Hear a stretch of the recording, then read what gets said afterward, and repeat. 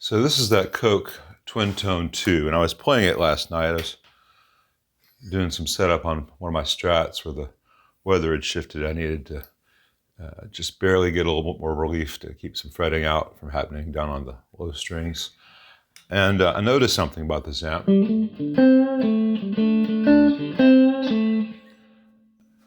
This is the overdrive channel set clean, and it sounds really great. If I go to the clean channel,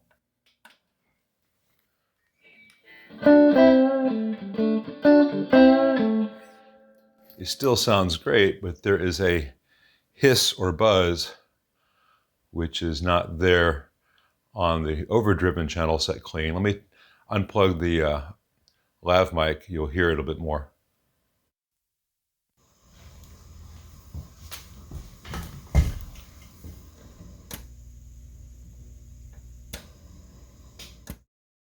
And that is unaffected by any of the control levels.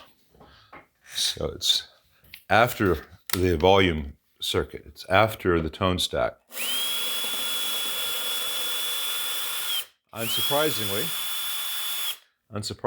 I do not have a schematic for this amp. So before I worry about it too much, I'm going to see if it's a bad preamp tube. Maybe there's a triode being used for the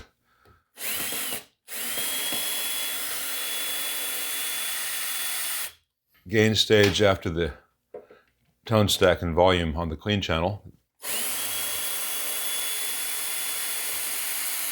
That's not used on the dirty channel.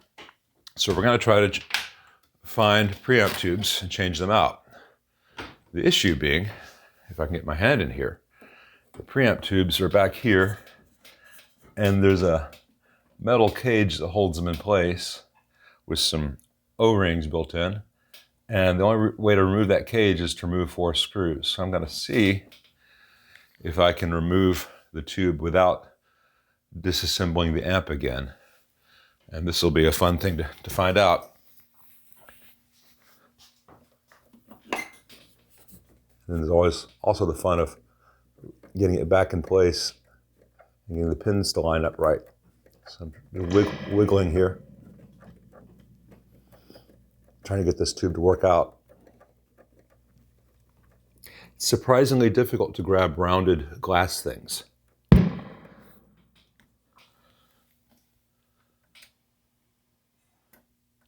All right, that hiss is still there with the V1 pulled. And the tube in there is a ruby. So let's see if I can try to pull V2, see if that noise goes away. I have a bad feeling that I'm going to have to pull the chassis. Yeah, I cannot physically get my hand there because of the way where the transformers and this are, and the speaker. So good luck changing a tube on a gig. Let me pull the chassis back out and we'll try this again. I want to point out that there is no shelf for this chassis. So if you have the amp upright and you remove the 4 screws that hold the chassis in place, the whole thing will fall down and bang the output tubes into the speaker, or at least the cage into the speaker. You can see that's happened to someone in the past. There's a little bit of tear in that speaker label as a result. So I just lay the amp face down so that the weight goes straight down. Let me pull this out now. And there's that tube holder I was talking about. I could not get my hand in here to get V2 out. It's got 3 preamp tubes and then a phase inverter 12AT7. So this second one was a JJ. I'll power it back up and see if that noise has gone. Okay, with V1 and V2 pulled, I hear a very slight hum if I'm on either overdrive setting. If I go to the clean setting, there's no sound at all. So this JJ was in V2. This Ruby was in V1. With V1 pulled, we still had that hiss in the clean channel. I'm going to put this Ruby here in V2 and see if the hiss comes back. I don't know if it is a tube or if it's something else in the amp. So before I start soldering or working out the schematic, I just want to make sure it's not a tube.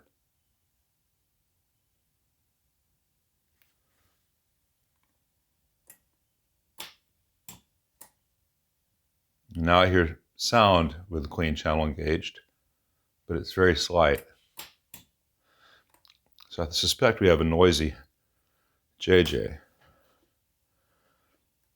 I'll put that in V1 and see if the noise comes back. In this case, it should be on both channels probably.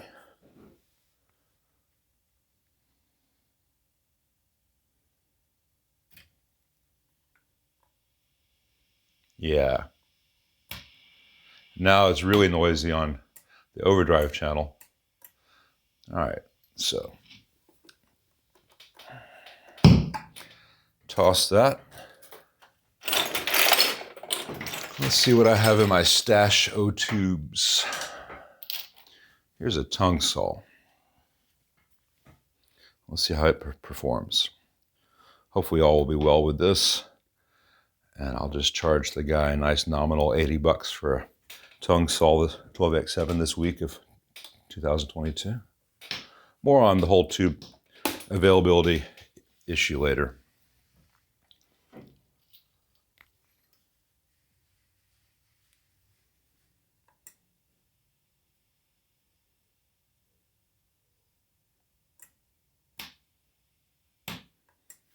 I think that did the trick.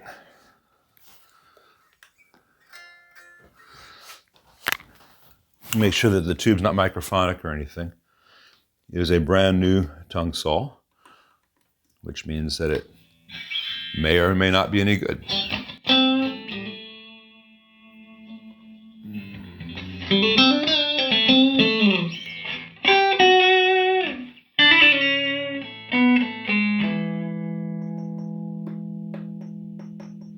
Just ever so slightly microphonic.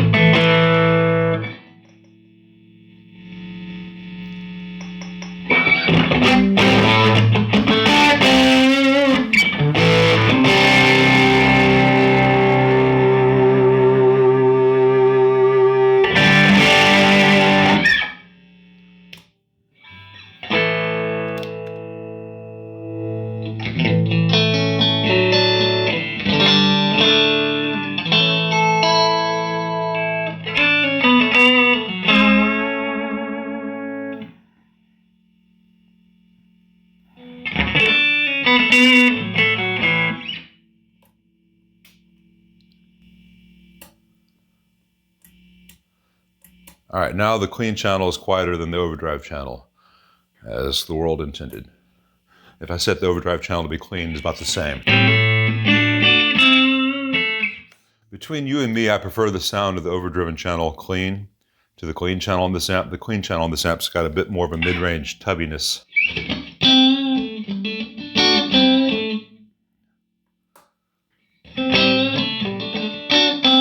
Not really tubbiness, it's just a little bit of a congested quality to the mids on the clean that the mid spot doesn't really attenuate if you want it to.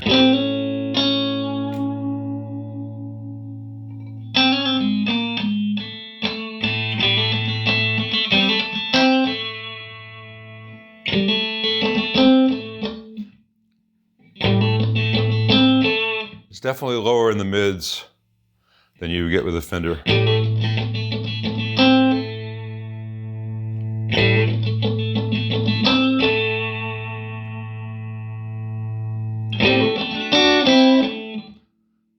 I know you're not going to hear all these subtleties because I don't have the real mic set up for this. I would say that if I were voicing this amp, I would have voiced the mids frequency a little bit higher, because this is getting, 400 to 500 hertz.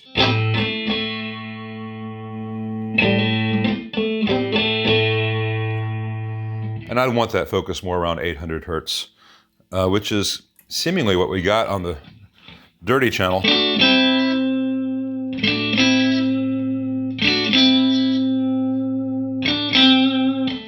You know, for recording, you just use either channel, because this dirty channel sounds great clean, but you don't get to be able to go from a sparkling clean to a more saturated thing.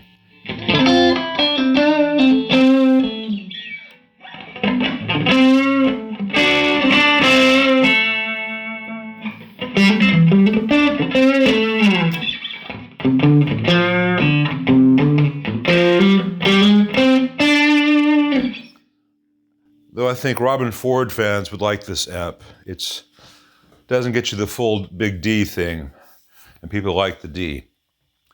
But it does a nice pushed Fender thing, even before you get into the Marshall Mesa-y things.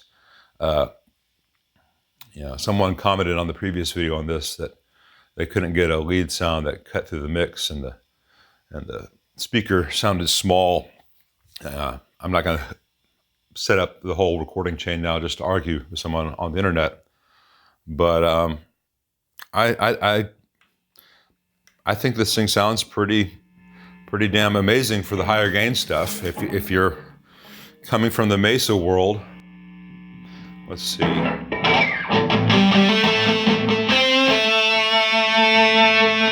If you have the preamp up that much,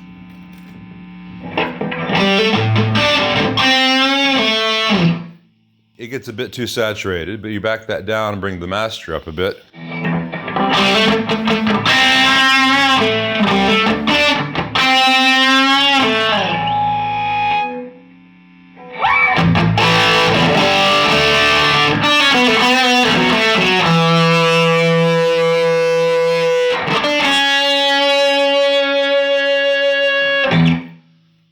I think for certain styles that would do really well. I don't think I would do this for a full-on metal band, but for the labels are so tough.